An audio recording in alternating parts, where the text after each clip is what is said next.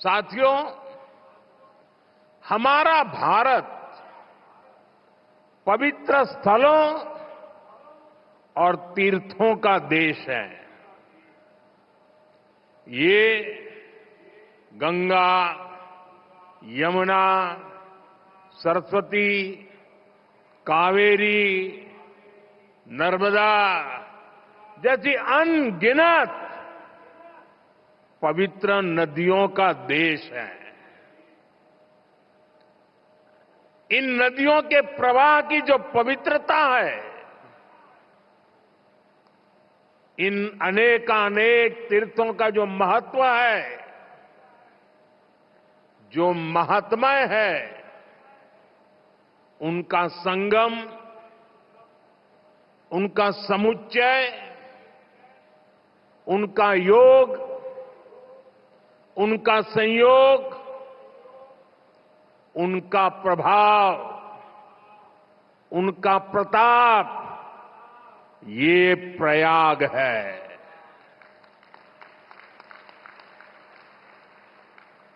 ये केवल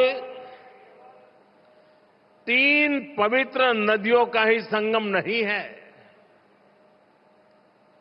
प्रयाग के बारे में कहा गया है, माघ मकरगत रवि जब होई,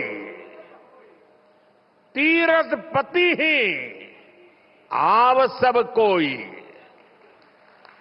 अर्थात जब सूर्य मकर में प्रवेश करते हैं, सभी दैवीय शक्तियां, सभी तीर्थ, सभी ऋषि, महर्षि, मनीषी प्रयाग में आ जाते हैं। ये वो स्थान है जिसके प्रभाव के बिना पुराण पूरे नहीं होते। प्रयागराज वो स्थान है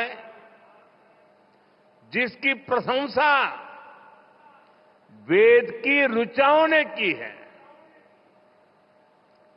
भाइयों बहनों, प्रयाग वो है जहां पग पग पर पवित्र स्थान है, जहां पग पग पर पुण्य क्षेत्र है।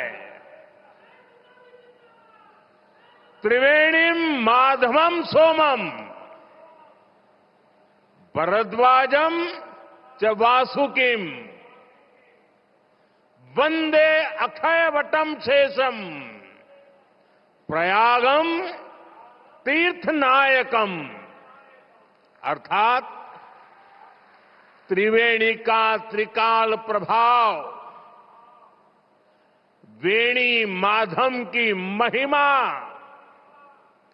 सोमेश्वर के आशीर्वाद, ऋषि भारद्वाज की तपोभूमि, नागराज वासुकी का विशेष स्थान, अक्षय वट की अमरता और शेष की अशेष कृपा, ये है हमारा तीर्थराज प्रयाग।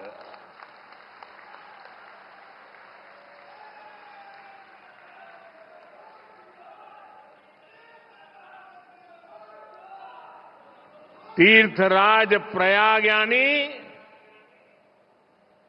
चारी पदार्थ भरा भंडारू, पुण्य प्रदेश देश अति चारू। अर्थात जहां धर्म, अर्थ, काम, मोक्ष चारों पदार्थ सुलभ है, वो प्रयाग है। प्रयागराज केवल एक भौगोलिक भूखंड नहीं है, ये एक आध्यात्मिक अनुभव क्षेत्र है। साथियों, महाकुंभ हजारों वर्ष पहले से चली आ रही हमारे देश की सांस्कृतिक आध्यात्मिक यात्रा का पुण्य और जीवंत प्रतीक है। एक ऐसा आयोजन जहां हर बार धर्म, ज्ञान, भक्ति और कला का दिव्य समागम होता है। हमारे यहां कहा गया है, दश तीर्थ सहस्त्राणि तीस्र कोट्यस्तथा अपराहा सम आगच्छन्ति माध्यातु प्रयागे भरतर्षभ। अर्थात संगम में स्नान से करोड़ों तीर्थ के बराबर पुण्य मिल जाता है। जो व्यक्ति प्रयाग में स्नान करता है वो हर पाप से मुक्त हो जाता है।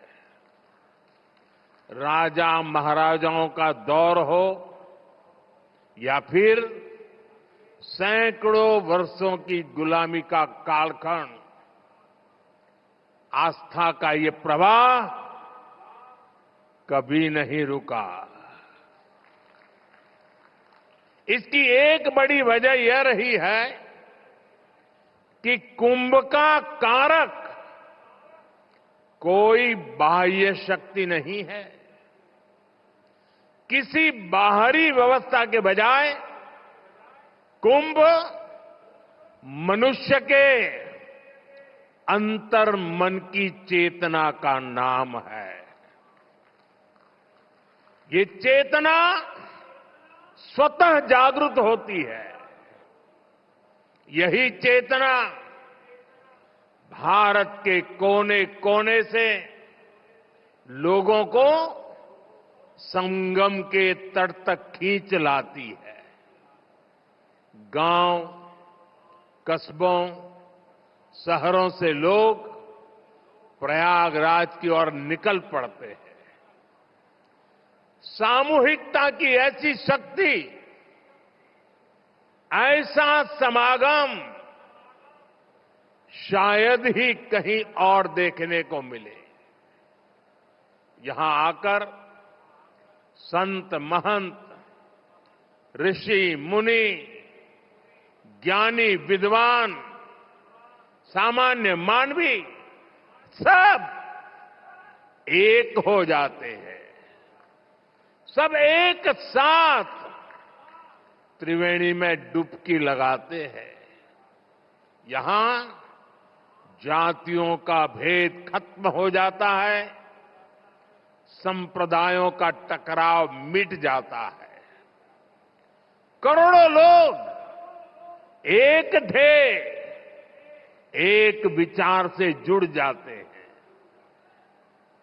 इस बार भी महाकुंभ के दौरान यहां अलग अलग राज्यों से करोड़ों लोग जुटेंगे।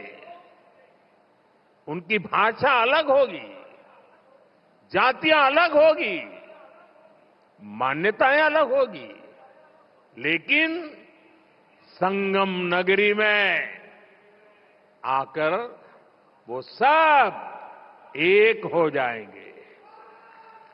और इसलिए मैं फिर एक बार कहता हूं, ये महाकुंभ एकता का महायज्ञ है,